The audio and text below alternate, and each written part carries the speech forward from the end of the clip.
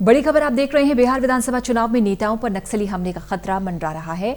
नक्सली हिंसा की साजिश के इनपुट मिलने के बाद सुरक्षा एजेंसियों को जमुई, गया और औरंगाबाद जैसे इलाकों पर खास तौर पर नजर रखने की सलाह दी गई है।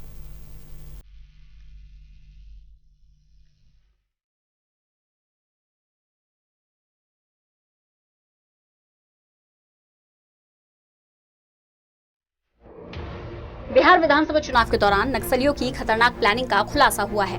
खुफिया रिपोर्ट के मुताबिक नक्सली चुनाव के दौरान बड़े नेताओं को निशाना बनाने की योजना बना रहे हैं। इस बाबत खुफिया एजेंसियों ने स्थानीय पुलिस और सुरक्षा एजेंसियों को अलर्ट कर दिया।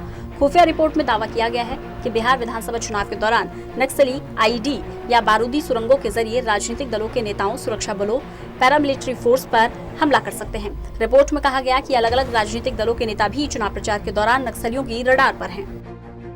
खुफिया इनपुट में यह भी पता चला है कि झारखंड से सटे बिहार के कई इलाकों में नक्सली गतिविधियां बढ़ गई हैं। सुरक्षा एजेंसियों को जमुई, गया और औरंगाबाद जिलों में नक्सल गतिविधियों पर नजर रखने के लिए कहा गया है। गौरतलब है कि कल ही बिहार चुनाव का बहिष्कार करने के लिए प्रतिबंधित नक्सली संगठन भाकपा माओवादी के सदस्यों ने औरंगाबाद के जंगली इलाकों के कई गाँव में पोस्टर लगा दिए।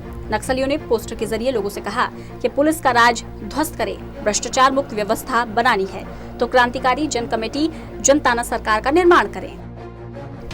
इन पोस्टर पर लिखा गया, कोरोना महामारी से मुक्ति पाना है तो क्रांतिकारी जन कमेटी जनताना सरकार बनानी है। इसके अलावा नक्सलियों ने एनआरसी, नए कृषि कानून, नई शिक्षा नीति को लेकर भी पोस्टर लगाए। नक्सलियों का कहना है कि इन व्यवस्थाओं से मुक्ति चाहिए तो वोट का बहिष्कार करें। आपको बता दें कि 243 सदस्यीय बिहार विधानसभा के लिए 3 चरणों में 28 अक्टूबर, 3 नवंबर और 7 नवंबर को मतदान होगा। परिणाम 10 नवंबर को घोषित किए जाएंगे।